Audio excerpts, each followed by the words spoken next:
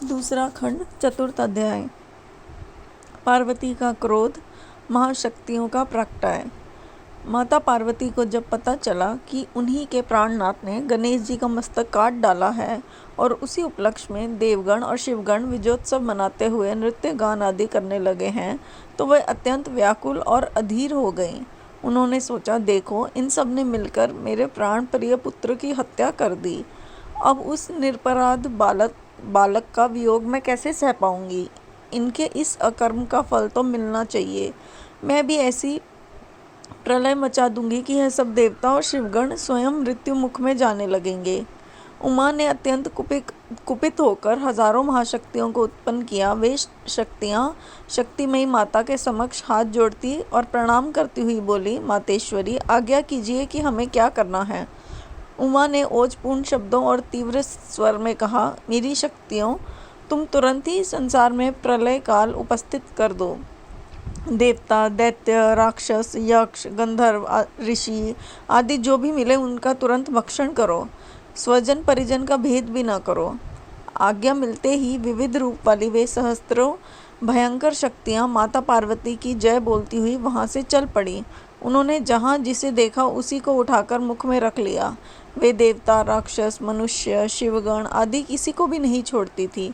उनके तेज में ही ऐसा आकर्षण था जो निकट होता वह स्वयं ही खिंचा चला आता। इस आकस्मिक संकट के कारण स्वर्ण हाहाकार मच गया है। देवता, ऋषि आदि सभी ने समझा कि प्रलय काल उपस्थित हो गया है, इसलिए सभी ने जीवन की आशा छोड़ दी थी। अब तो संसार भर में भय व्याप्त हो गया।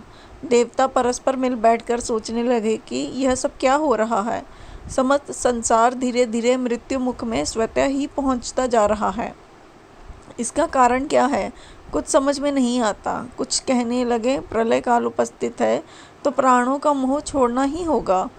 उसमें किसी का क्या वश चलेगा। ब्रह्मा जी को भी तो कलेवर बदलना होता है प्रत्येक कल्पांत में।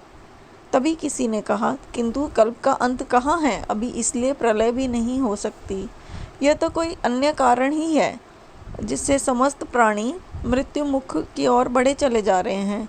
अच्छा हो कि ब्रह्मा जी इसका कारण ज्ञात करने की कृपा करें। ब्रह्मा जी ने समाधि लगाई और कारण जान लिया। उनकी समाधि भंग होते ही देवगण उत्सुक से उनकी ओर बैठ गए।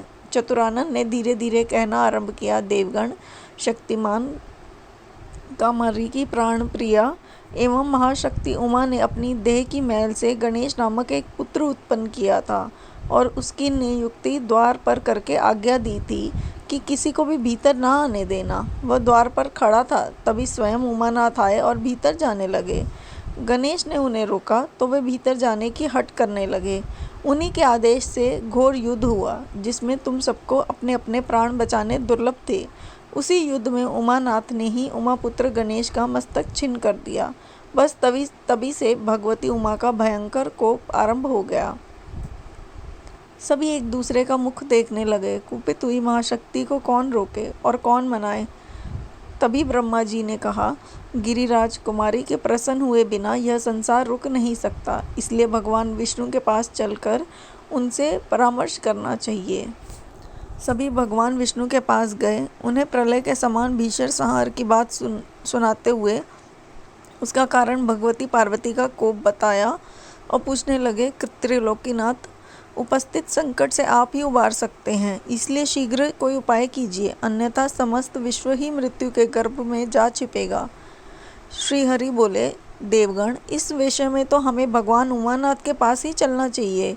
वे ही कालकूट भक्षक शिव इस उपस्थित संकट से पार लगा सकेंगे। रुद्राणी के तेज से रुद्र का दुखित होना।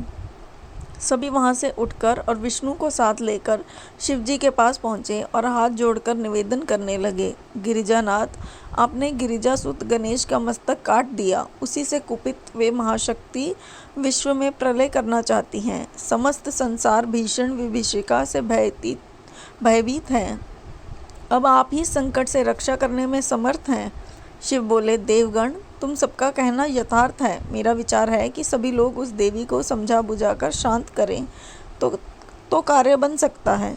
चलो, मैं भी साथ चलता हूँ। देवगण आगे आगे और शिव जी पीछे पीछे चले। भवानी के द्वार पर पहुँचते पहुँचते न जाने कितनी देवता शक्तियों द्वारा खींच खींच कर निकल लिए। उस मुँह में देवता, दैत्य, राक्षस, ऋषि, यक्ष, किन्नर, दिक् आदि सभी थे। वे सभी अपने अपने प्राण बचाकर भाग खड़े हुए।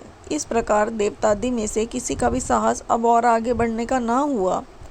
ब्रह्मा, विष्णु की भी क्या, स्वयं रुद्र की भी रुद्राणी के तेज से व्याकुल होकर पीछे की ओर भागे।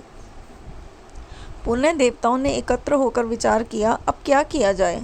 रुष्टा रुद्राणी के सम्मुख कौन पहुँचे। इस प्रकार कहते हुए वे किसी निष्कर्ष पर नहीं पहुँच रहे थे। जिसका नाम लिया जाता वही अपनी असमर्थता प्रकट कर देता। तभी देव ऋषि नारद जी का वहाँ आगमन हुआ।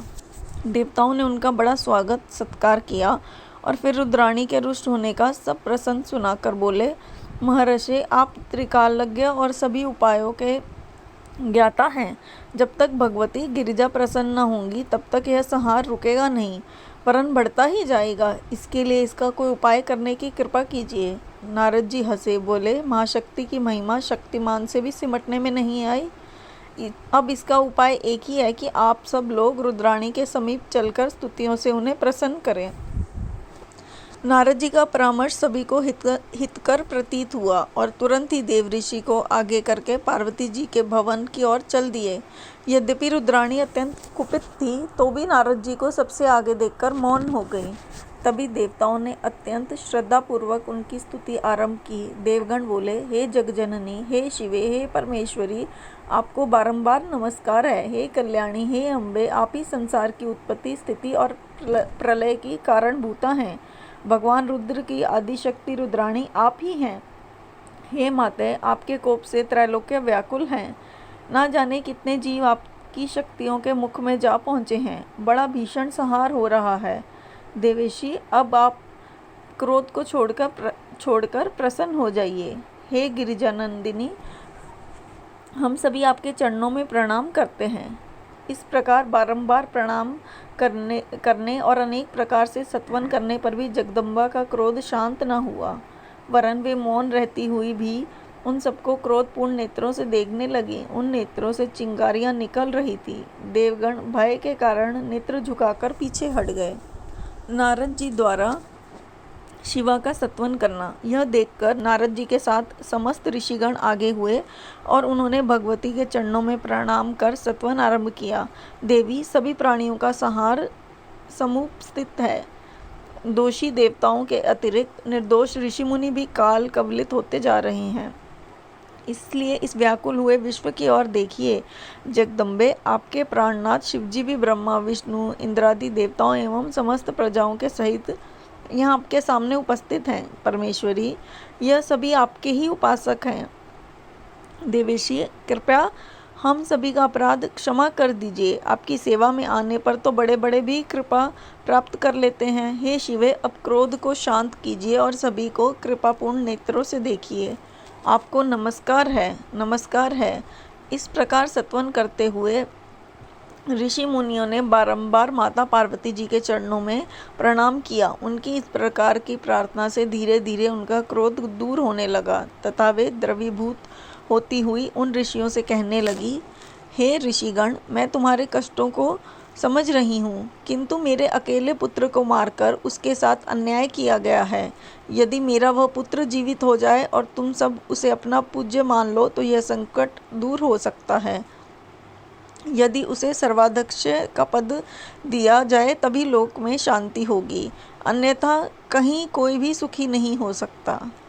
ऋषियों ने जब जगदम्बा को पुण्य प्रणाम किया और बोले, दयामयी, आपने लोक रक्षा के लिए सरल उपाय बता दिया है। आपका कथन उचित ही है, इसे हम देवताओं को बताई देते हैं। ऐसा निवेदन कर ऋषिगण देवताओं के पास पहुँचे और माता की इच्छा उन्हें बता दी। वे सभी उन ऋषियों को साथ लेकर भगवान शंकर के पास पहुँचे। उन्होंने उन्हें प्रणाम कर माता का संदेश सुनाया। प्रभो, जगदम्बा का कथन है कि यदि संसार को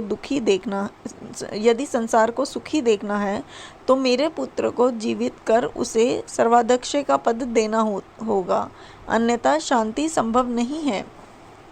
शिवजी बोले, देवगण, हमें उमा का कथन स्वीकार करना ही होगा। उसकी बात मानने से ही संसार का तथा हम सभी का कल्याण निहित है, इसलिए वह करना उचित है। देवताओं ने कहा, प्रभो, पार्वती पुत्र जीवित कैसे हों? उसका तो मुख भी क्षत विक्षत हो गया है। इसलिए अब आप ही इसी विषय में कुछ उचित उपाय कीजिए।